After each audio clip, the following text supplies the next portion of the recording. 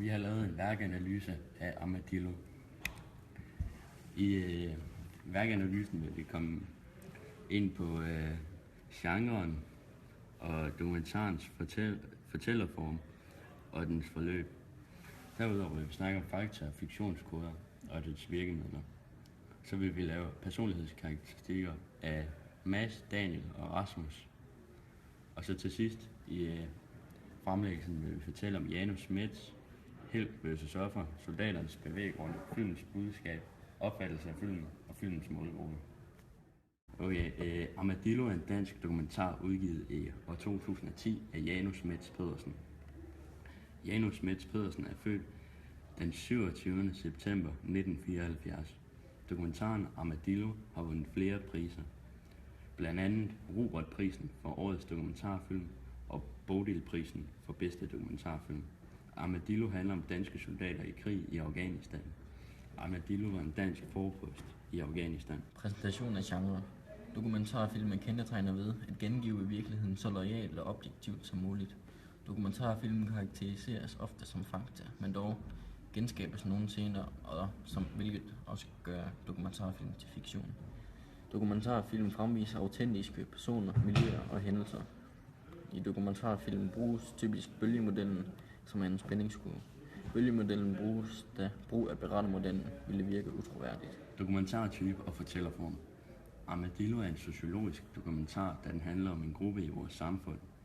Gruppen har nogle andre levevilkår og miljøer end os andre. Armadillo har dog nogle elementer af den sagsorienterede dokumentar, da den er tæt på en offentlig forvaltning og viser os magten, soldaterne har. Armadillos fortællertype er den observerende fortællerform, da der ikke er voice-over eller kommentarspor. Seeren får derfor en følelse af at være fluen på væggen. Filmens forløb. Vi har valgt at placere Point of No Return, da soldaterne flyver ned til Armadillo. Det har vi valgt, da det der ingen vej tilbage er, hverken for soldaterne eller for filmen.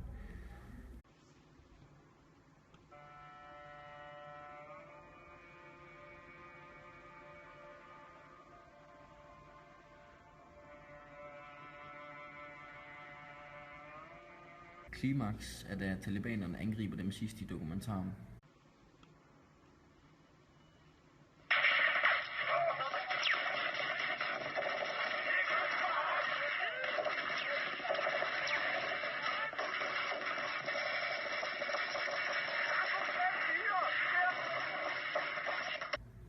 I Armadillo bliver bølgemodellen brugt.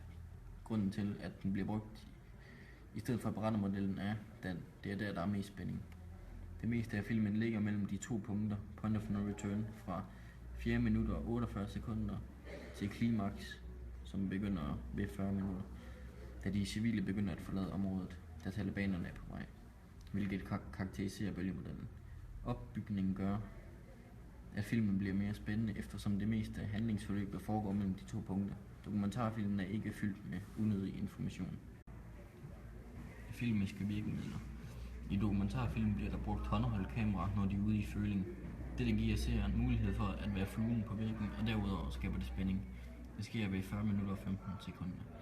Når det er ude på patrulje, bliver der brugt effektlyd til at dramatisere scenen.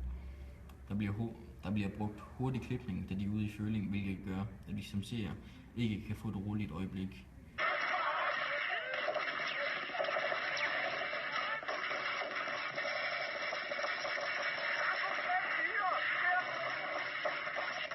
De klipper det sammen, så vi kun ser det, der er action i.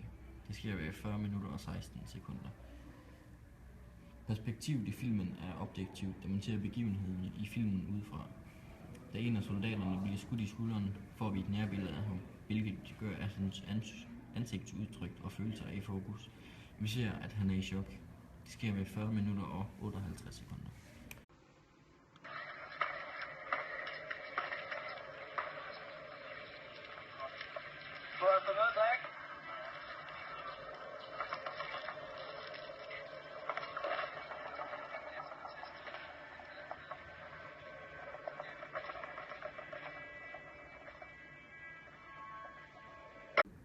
Personlighedskarakteristikker. Rasmus er modig, da han er soldat og vil gøre en indsats for landet. Han er også modig, da han bliver ramt af en vejsidebombe, men vender tilbage.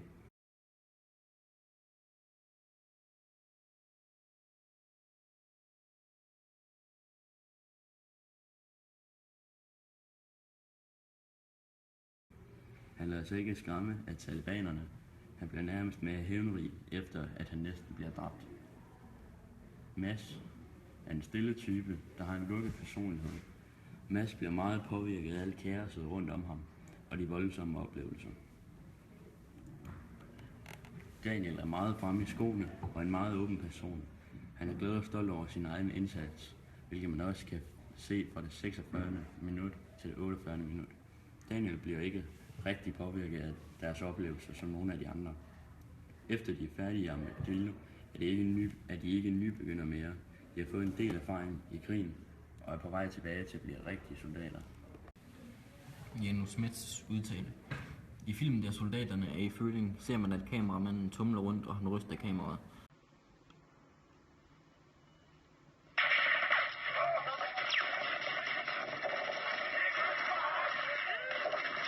Det gør, at seerne får en følelse af at være der. Det sker i det 40. minut ved 10 sekunder. Soldaterne er i føling og bliver beskudt. Det er en dramatisk scene, så hvis der var lavet interviews, så ville det scene virke kedelig og udramatisk. 18 minutter og 25 sekunder. Soldaterne tager våben med mere fra de døde talibanere. 45 minutter og 32 sekunder. Vores definition af held og offer. En held er kendetegnet ved en person, som er modig og tapper. Helten udfører typisk store og farlige bedrifter. Et offer er en person, der uforskyldt bliver udsat for ubehagelige ting, såsom smerte, død eller andre former for lidelser, såvel fysisk som psykisk. Hvem er helte og hvem er ofre? De danske soldater er helte for os, men de er fjender for nogle andre. Og vi mener, at de indfødte civilbefolkningen er ofrene, da de bliver bombet af begge parter.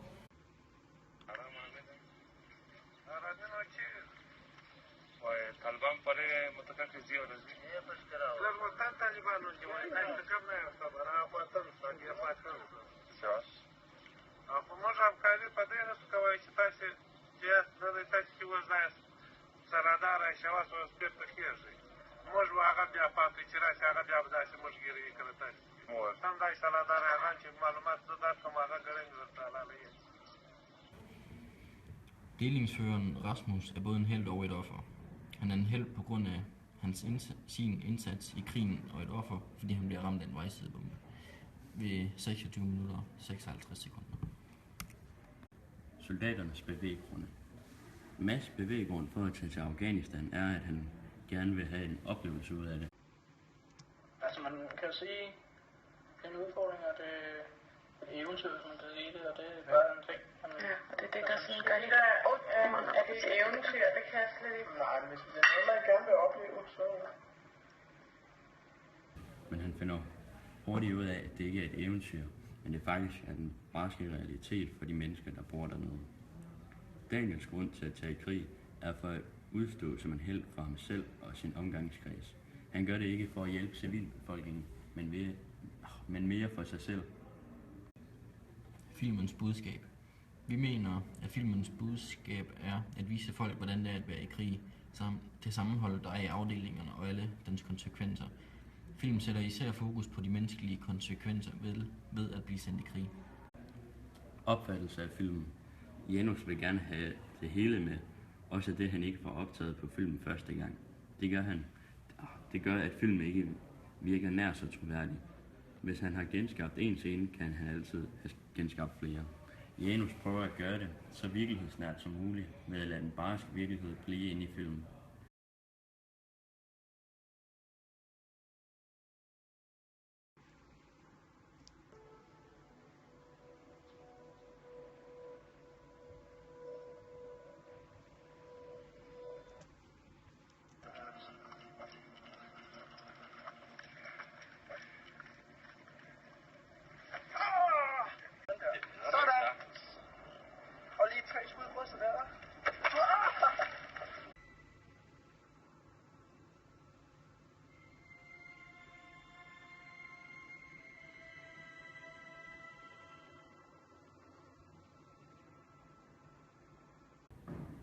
filmens målgruppe. Vi mener, at filmens målgruppe er unge, der overvejer at gå i hæren, da den viser, hvad krig medfører, og den sætter fokus på konsekvenserne ved krig, især de psykiske. Det var det. Tak for at du lyttede. Håber du kunne lide præsentationen.